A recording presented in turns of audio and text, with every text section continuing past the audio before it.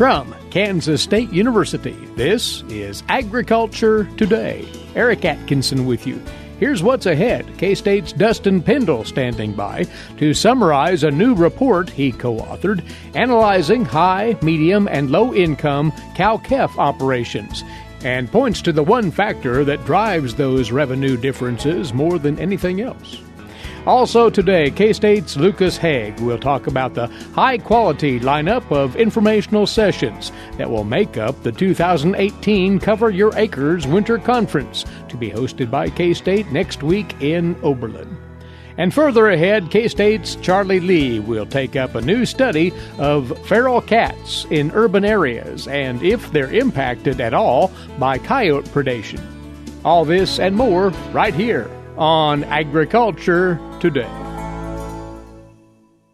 What is radon? Home exposure to radon gas is the leading cause of lung cancer death in the United States for non-smokers. In Kansas, 1 in 4 homes will test at or above the EPA action level.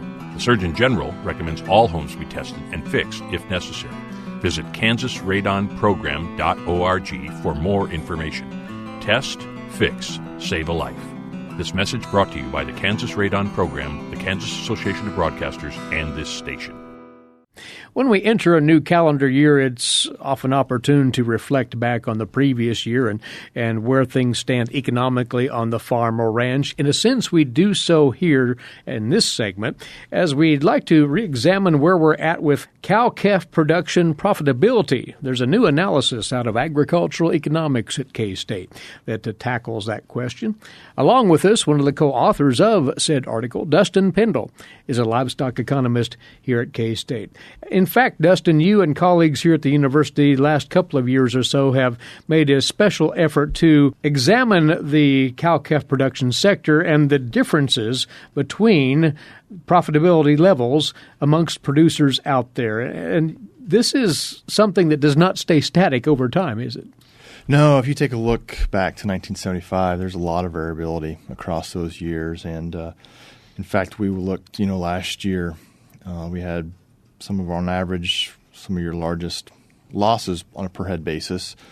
If you go back to 2014, that was a record year in terms of record returns. And so just in that, 3 or 4 year span, you've had returns going from $225 per head all the way down to a little over negative $300 per head. So there's definitely a lot of variability across time. And when you look across time now, as opposed to comparing operation to operation, this has a lot to do with the cattle cycle that we often cite in the industry?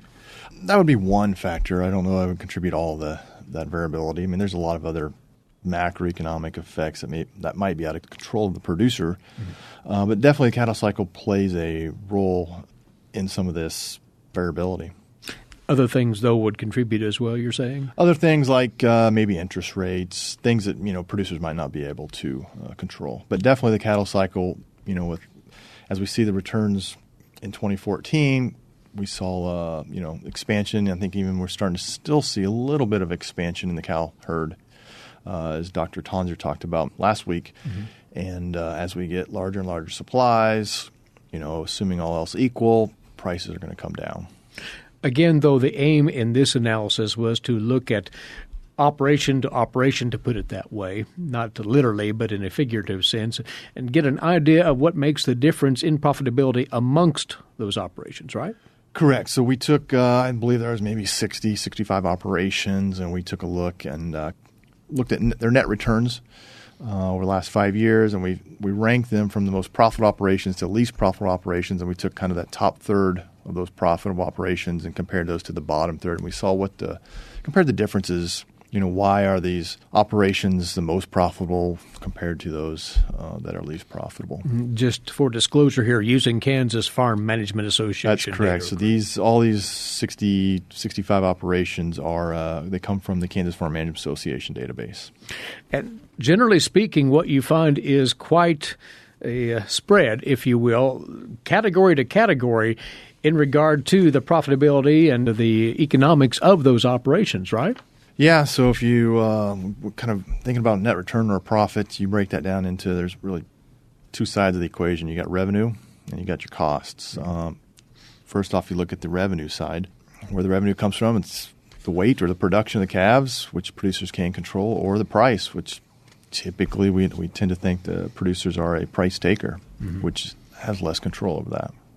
So when you look at revenue, what's that spread like? You have negative revenue, positive revenue, and everything in between, right? So when we took a look, so if you look at the 2016 data, looking at your top third of your most profitable operations, on average, their gross income was roughly a little over $1,000 per head, which includes the calves sold. You'll take into account, cull cows, etc. You compare that to the bottom third, it's a little over $925 per head, so about a difference of 15%, or $136 per head. Now that is gross income, correct? Correct. That would be your gross income. But then you look at the net returns, and that would be including the expenses involved, and you see even more dramatic differences. Right. And so we said profit, there's two sides of that equation. You got the revenue side and you've got the cost side. The revenue side, although important, it's not as important explaining the differences between your top end, your high profit and your low profit operations. It's the costs. And we break the cost down into various cost categories, but one of the largest expenses, one of the largest differences comes from your feed, your non-pasture feed expense, whereas there's about $115 per head difference between your high profit operations and your low profit operations. So feed costs are king here when it comes to that overall return figure, right? Correct, yeah. So like I said, there's about $115 per head difference, or about a 27% difference between your low and high profit operations. So when one talks about improving profitability, that's the place to start managing those costs? Producers generally have more control over the cost side than the revenue side, so that would be a place I would probably begin is looking at the costs, those various cost categories. What about the other cost types, though, when we talk about, say, healthcare and all that? They're within the mix, but they pale in comparison to feed costs? Well, you've got your pasture expenses, interest expense, you get your vet med, your drugs, or healthcare, as you pointed out, marketing. And you got your fixed expenses, depreciation, machinery, etc. Feed, the difference between your high and low profits is about $115 a head, as we've already mentioned. The second highest cost category difference, I believe it's labor, which is about $35 per head. And so, feed has the highest difference between your high profit operations and your low profit operations. Another element here we should factor in, that is the size of the operation. We frequently talk of economies of scale or economies of size. Where does that fit in? Well, for a disclaimer, we've got 61 operations in this data set, and we have 3 operations that have over 300 head. So I don't know that we can make too many claims about size, but what we do see and what we do observe is operations that tend to be a little larger tend to specialize in livestock, have more of their labor is devoted towards the operation, and costs tend to be a little less. Now they're probably just spreading some of those fixed costs out across the number of cows. One of the things you found, and you cited it in the write-up on this study, that there's an enormous amount of variability in those costs for a given herd size. So it's operation to operation in a true sense, it sounds. Correct. There is a lot of variability. And what's nice, I guess, about the variability, if there is anything nice, is even in a bad year, there are producers that are making money. The producers can make money in the bad years. And so I think it comes back to you've got to, know your costs. So you've got to be able to collect your data, which then will allow you to benchmark against others. And benchmarking is a hallmark of farm management to begin with, and it's talked of frequently. It certainly fits here then. Absolutely. In order to benchmark and identify kind of what your strengths and weaknesses are, you've got to have those records. Now, we're coming off of 2017. The numbers from the Kansas Farm Management Association are yet to be collected, so this analysis is up to 2016. Your general anticipation that this trend would continue, the variable of choice, if you will, that determines profitability and lack of same on the cow-calf operation? So, yeah, this is 2016, as you pointed out, Eric. 2017, the data, I believe, will be available probably May of this year. Since 2017 has already happened, looking at some of the information coming out of the Livestock Marketing Information Center out of Denver, numbers will probably be similar, maybe a little better in 2017 compared to what we saw in 2016. Time will tell definitively when we get those numbers. Absolutely.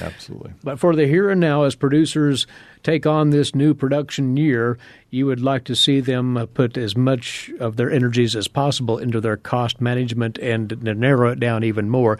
Look closely at those feed costs and where they might tighten down. So, yeah, first off, starting with make sure you're collecting the records, allows you to benchmark against others and yourself in previous years. I would try to focus maybe on that feed and non-feed, non-pasture feed expenses would be maybe a place to begin. There's a write-up on this that's put on the agmanager.info website. You would encourage producers, in closing here, to have a look at the full analysis and get a feel for what the numbers tell us, right? Absolutely. Yep. Agmanager.info will have this along with other resources as well. Indeed, and sourced through the Kansas Farm Management Association data over the many years, there are tons of resources on information and management tools to figure out your best path to profitability in 2018, cow-calf producers. As always, Dustin, we appreciate the input. Thank you. Thank you, Eric. Look for this article at agmanager.info. It's entitled Differences Between High, Medium, and Low Profit Cow-Calf Producers. Co-authored by our guest here, livestock economist, Kansas State University, Dustin Pendell, agmanager.info. And Agriculture Today returns shortly with more. You're listening to the K-State Radio Network.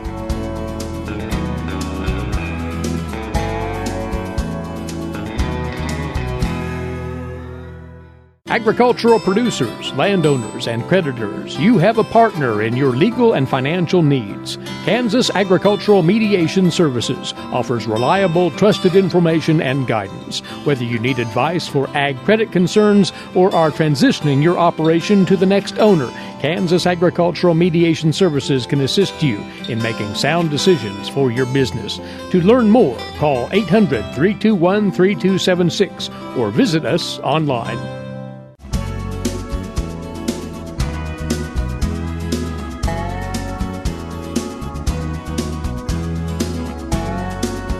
Coming your way now on this part of Agriculture Today, a complete preview of what has become over the last several years one of the premier educational and informational conferences for crop producers hosted by Kansas State University, taking place next week, as a matter of fact, in Northwest Kansas. This is the 2018 Cover Your Acres Winter Conference in Oberlin.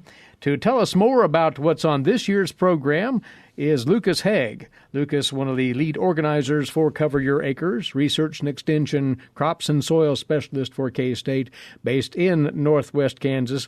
A bit of the history, and we might even say now legacy, of the Cover Your Acres Conference. Lucas, before we talk about this year's edition, for in a relatively short period of time, this has really taken root as a fine informational opportunity. Yeah, you bet, Eric. I mean, so this is our 15th anniversary, and we're pretty proud of that. And what's interesting is I look back through the talks we've had over the years. Some of the topics come and go. Some of them reappear. Some of them are perennial topics like weed management. That was weed management, and no-till was a critical issue 15 years ago, and still very much a critical issue today. So we see things change, but yet some things stay the same. And so, but really, I had some pretty modest beginnings. It was kind of a one-day conference with a handful of topics and a few demonstrations by some businesses. And then, of course, grew to the point where it took 2 days in order to get everyone through. The programs expanded, the trade shows expanded, and kind of brings us to where we are today. But I really think what's brought longevity to this conference is, we're not a flashy conference. We're solid research-backed information. It moves along quickly, as a matter of fact. The orientation of this conference has been toward high plains crop production by and large. It continues in that vein. However, there's a little something for just about any crop producer who would want to attend, Lucas. Yeah, so we bring in, we was trying to get a little bit of, a lot of our guys have some irrigated ground as well, and so we've got Jonathan Aguilar from the Garden City station. He's coming up to talk about, he's been doing a lot of work with the various soil moisture probes that are out on the market. So he's going to talk about managing that. We got a rangeland talk this year. A lot of our producers also manage some range acres, and so Keith Harmony with K-State out at Hayes is going to be talking about how do we take that next step with our rangeland to get more benefit out of it. So that's kind of the topics we got there a little bit on the edge this year. Business management. We got Charlie Griffin coming to talk about relationships and getting everyone on your team and your business pulling the same way in terms of goals and how critical that is to do during these tough economic times. Another general session that will appeal to nearly every crop producer out there. You've Art Barnaby coming out to talk about making the right crop insurance choices for your operation. Dale Lycom's presentation on what's titled Smart Spending of Fertility Dollars for Crop Production. So a lot of things going on here, Lucas. Well, I mean, it's no secret, Eric, that economics is pretty big on everyone's mind right now. The economics of how do we produce these crops and give ourselves the best shot at profitability. And along with that is, making sure we're doing the right things from a risk management standpoint. So we're, really glad to have Art coming out because there's a lot of things that changed in crop insurance. We've got trend adjustment, yield exclusion, enterprise units. We've had some pretty good yields out here the last couple of years. So guys have seen their APHs start to come up a little bit. So Art's going to work through that and, help guys work through that idea of, okay, am I choosing those right options to make sure I'm balancing my risk management? Now, we'd be remiss if we didn't bring up the session that you'll head up, the Northwest Kansas Agronomy Research Updates. This will be canvassing K-State research on crop production.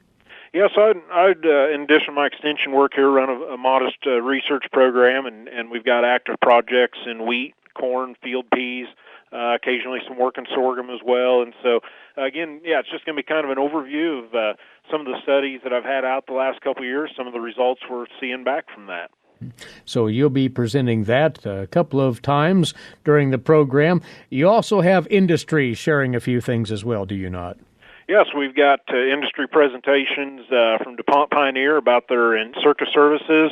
We'll have the folks from Monsanto up at Gothenburg at the Water Utilization Lab. They'll be down to give us an update on the work that they're doing. Sunflower production from National Sunflower Association. Ron Meyer from CSU always comes over and gives a great talk on sunflower production. The brothers with Horton Seed Services, is wheat worth it? And so talking about, what can we do to add value to this wheat crop and from a management standpoint. We've got Capstan Ag, that really have been leaders in a lot of the spray application technology that's out there on the market, so I'll be visiting about that. And then we'll get into adjuvants and some of those other products that we can use as tank mix combinations. So both EGE Bio and Sims Fertilizer and Chemical will be on hand to visit about that.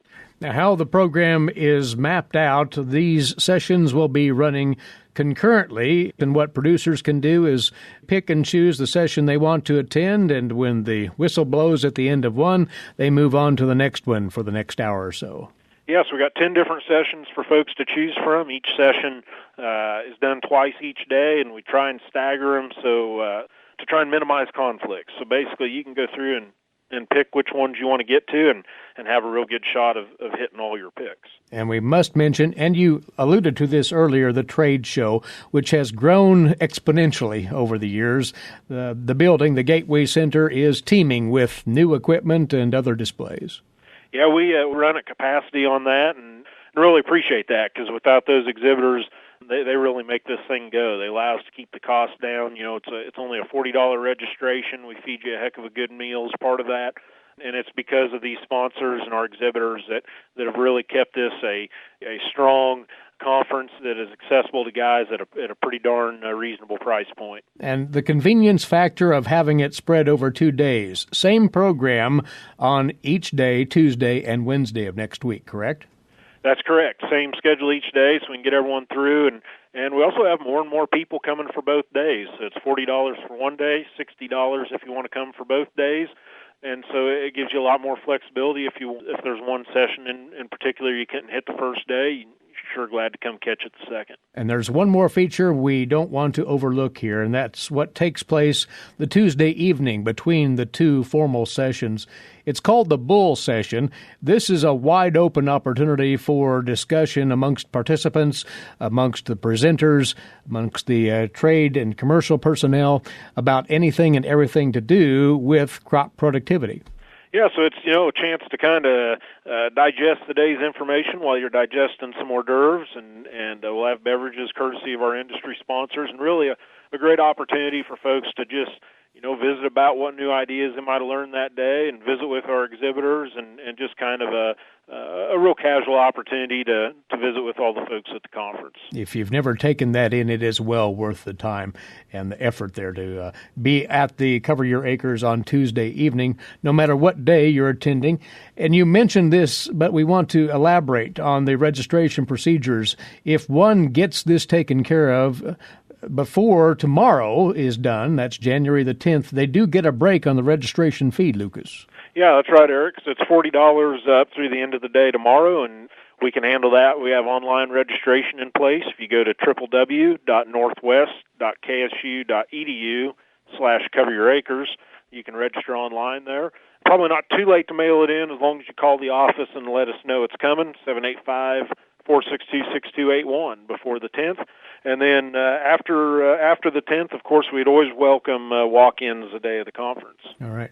So once more, two ways of going about this. You can call the office directly, 785-462-6281, or you can go to northwest.ksu.edu/coveryouracres to follow up on registration. Again, you get the early bird break on that registration fee if done no later than the end of the business day tomorrow, January the 10th. It's one of the very fine opportunities for crop producers to catch up on the cutting-edge information regarding crop production improvement. Lucas. Yeah, I think it's a really neat opportunity. We'll have 10 hours of CCA credits available, 1 hour of commercial applicator credit available. So for those guys needing continuing education, it's a great opportunity to get research-backed information that's relative to the Central High Plains. And thank everyone for their past support, and we're looking forward for another great year. Well, Lucas, good luck with the program. It's rolling up very quickly now, so looking forward to seeing you and the many folks at Oberlin this next Tuesday and Wednesday. Thank you for the preview. You bet, Eric. Again, that's the 2018 Cover Your Acres Conference. Kansas State University will be hosting next Tuesday and Wednesday, the 16th and the 17th. The site, as always, the Gateway there at Oberlin. Information and registration details at northwest.ksu.edu/coveryouracres. Lucas Haag, among those organizing this event every year. Lucas, once again, crops and soil specialist, K-State Research and Extension, based in Northwest Kansas. You are tuned into Agriculture Today. We'll step aside now for these next few moments. When we come back, today's agricultural news headlines for you. Also awaiting with this week's edition of Milk Lines, K-State's Mike Brook. And again, we'll hear once more from K-State's Charlie Lee on another aspect of wildlife management. All still ahead here on the K-State Radio Network.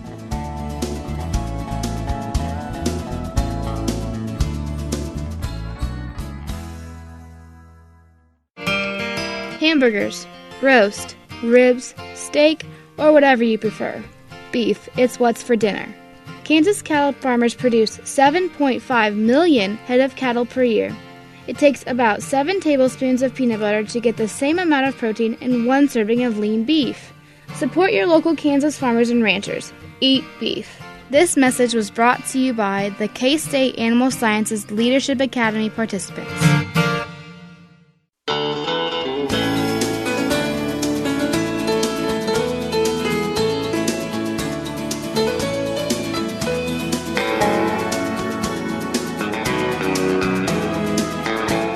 Agriculture Today continues now here on the K-State Radio Network. We're glad to have you along on this Tuesday. Eric Atkinson here. To today's agricultural news headlines for you now, courtesy in part of DTN.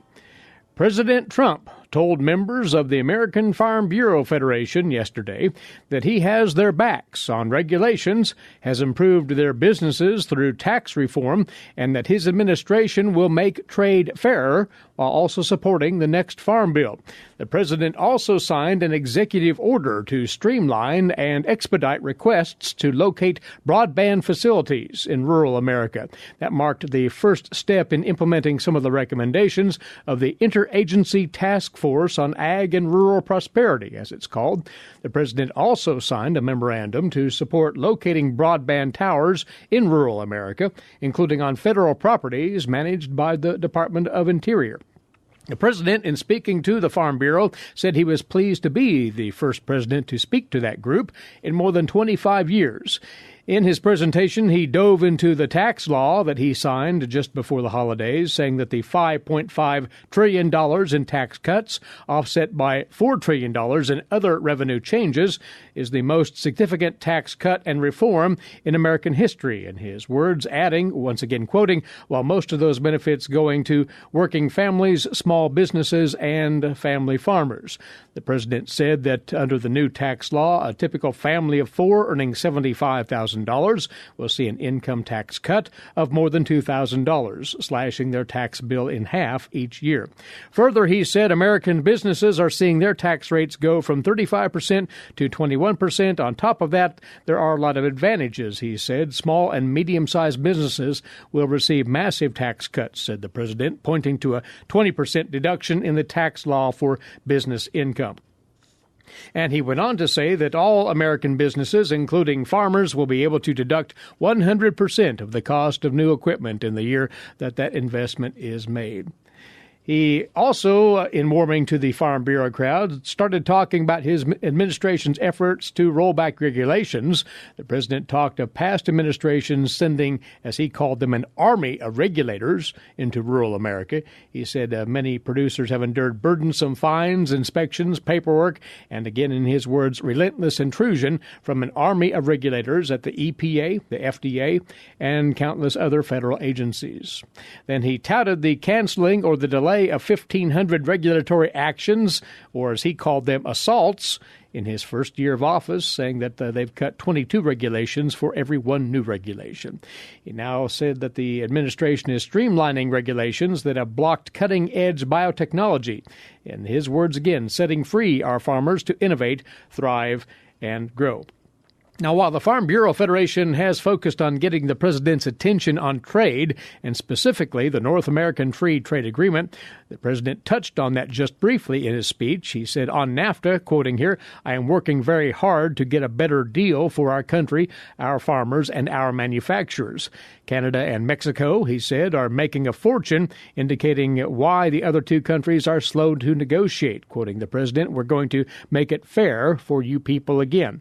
On the Farm Bill, the president said he's working hard to get the Farm Bill done on time and that he supports a bill that includes crop insurance. Now, briefly after the president's presentation, Senator Pat Roberts of Kansas said of the president's remarks, quoting here, I don't know what nail he missed. He hit every one of them down. Now, USDA Secretary Sonny Perdue preceded the president yesterday at the AFBF annual meeting, telling a crowd of roughly 4,500 people, that the USDA will soon outline the administration's principles for the Farm Bill, keeping with the theme of the administration knocking down those regulatory burdens. Perdue also called on farmers to tell the USDA which regulations should be eliminated. He told producers that Congress will write the Farm Bill, but the USDA will unveil some Farm Bill principles as a roadmap for Congress to use. Perdue added that it will be the administration's way of letting Congress know what the administration has learned from farmers and ranchers. He told the Farm Bureau gathering that the USDA wants individual farmers and ranchers to tell directly, the USDA, what regulations are standing in the way of their productivity and their prosperity. Now, this week's edition of Milk Lines with K-State dairy specialist Mike Brook. Mike? Today I want to talk with our Kansas dairy farmers concerning water availability for their dairy herd during the winter months. As we approach this time of year, a lot of times there's some supplemental water supplies that we discontinue the use of because of the winter weather and freezing temperatures. One of them that we really ought to consider whether or not we should discontinue is that water that we might recover from the plate cooler. On many of our farms, it's very important that we use some well water to pre-cool the milk before it goes into the bulk tank. This water actually increases in temperature as it absorbs the heat from the milk, and that is very important to our cattle because they prefer warmer water as opposed to cold water. However, in the wintertime, a lot of times we discontinue using this as a source of drinking water for our cows because of freezing issues. So one of the things you might want to think about is if you normally have collected this water in a large tank, a lot of times located not too far from the milking parlor, allowed that cattle access to it. If you discontinue this during the wintertime, it does remove a potential water source for some animals and maybe a source that they prefer. So how would you keep this going during the wintertime? A couple of things that you might consider. You could simply just drain that tank every time after milking, particularly after the evening milking, as a lot of times during the day we're going to warm up above the freezing point of water, so it really wouldn't be an issue. But at night we might be below that, so simply draining that tank at night before you leave would probably be one of the ways that you could continue to use that valuable plate cooler water as a source of water for the cows. Another thing that you might want to think about, there are various types of water fountains that could be installed so that you could have a water storage tank that would store that water in a place that it's not going to freeze, and then just a simple water line out to some sort of water that would not be a large tank. And again, may avoid some of the freezing problems that we sometimes experience during some of the winter conditions. So, if you are currently using plate cooler water as a water source for your cattle, I encourage you to consider that during the wintertime as well and figure out a way to continue that practice, as cows will consume that warmer water quicker than they will consume cold water. As a result, you may need to make a few changes around your farm, keeping in mind that even in the wintertime, milk is still 80% water. So water consumption is very, very important to maintaining the production level in our herd. This is Mike Brook with K-State Research and Extension. Thanks, Mike, and this is Agriculture Today. While many people know hunger is an issue in developing countries, it is also a problem in our own backyards. In 2010, 1 in 7 Kansans struggled to put adequate food on the table. 2 K-State Research and Extension programs are tackling this problem. The Family Nutrition Program and Expanded Food and Nutrition Education Program reach thousands of Kansans in more than 70 counties. They learn how to eat healthy with a low budget. For more information about these programs, visit ksre.ksu.edu.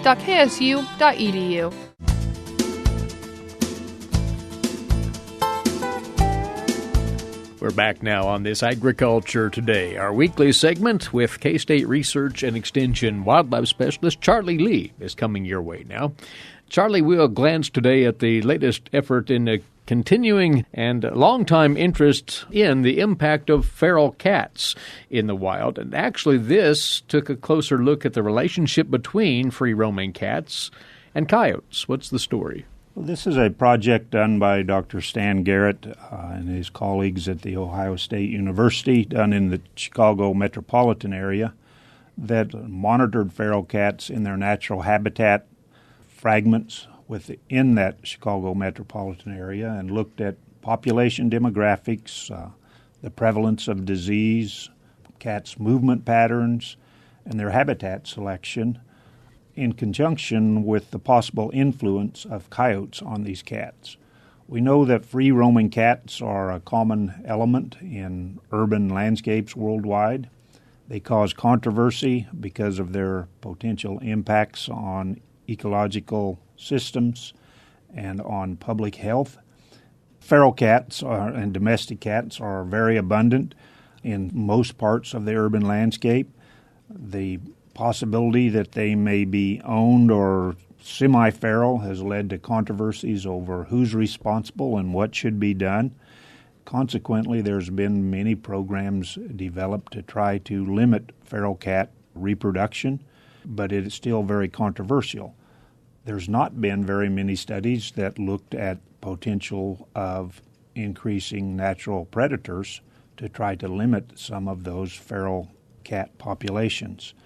There's a lot of concern that cats may spread pathogens they host or transmit those pathogens to wildlife and people. These urban cats, in many situations, rely on people for resources, and some people rely on cats for the benefits that they provide. And we still have cats that are sterilized or vaccinated or that are still being taken care of and supplemental fed by cat advocates as part of feral cat management programs. So this was a project just to look at some of these ecological impacts that occur and to see if those impacts could be mitigated by larger mammalian predators like coyotes. So how this study was conducted, and the mission here was to try to get an idea of whether the habitats of cats would intersect with those of coyotes? Well, the habitat co-location was certainly important, but they also looked at the cat disease prevalence. They looked at cat home range efforts. They looked at cat weights, all trying to establish some sort of a cat healthiness or a fitness for the environment. They looked at home range of these cats, and then they compared that with home range of coyotes that was also part of a study ongoing at the same time. They captured 43 cats in this study. Many of the cats, 20% of the males and almost 30% of the females, had been sterilized prior to capture. The cat's weight was good, between 6.5 pounds up to over 10 pounds.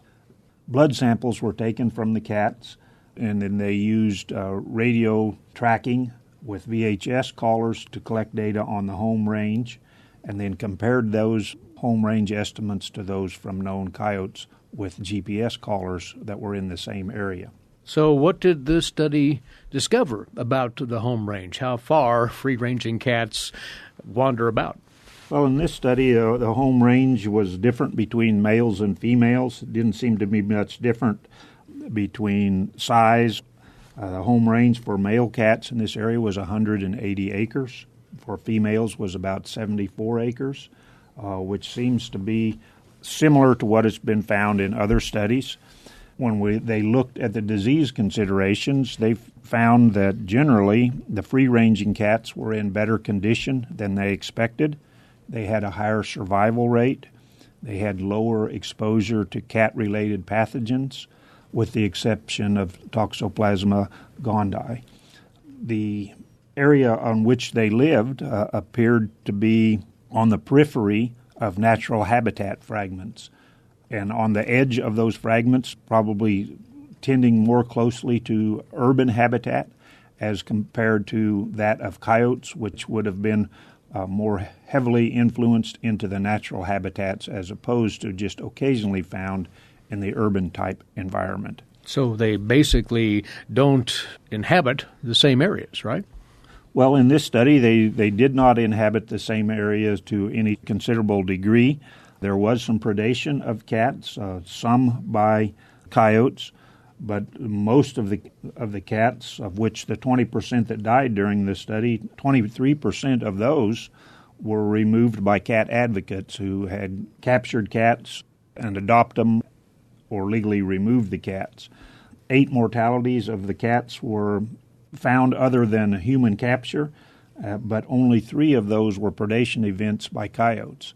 So that tells me that predation of cats by coyotes was not a significant player in this particular project, but perhaps the mere presence of coyotes in a more of a wide open natural habitat was enough to keep cats out of those particular environments.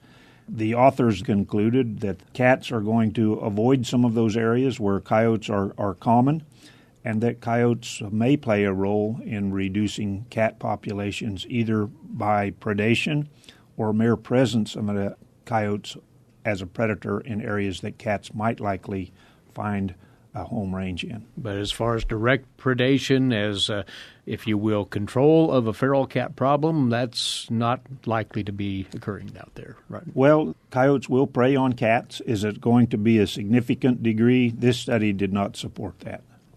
Interesting work out of Chicago, conducted by Ohio State University. Once again, it looked at the habits of free-ranging cats and whether or not there's an interaction with their habitat activity and that of the coyote. Charlie, interesting work. Thanks for covering it for us today. Wildlife specialist, K-State Research and Extension, Charlie Lee. As we go, reminding you to take advantage of the opportunity to subscribe to the podcast of our program. It's as simple as going to this address, ksre.ksu.edu/news, ksre.ksu.edu/news. Meantime, thanks for tuning in today. Eric Atkinson here for Agriculture Today over the K-State Radio Network.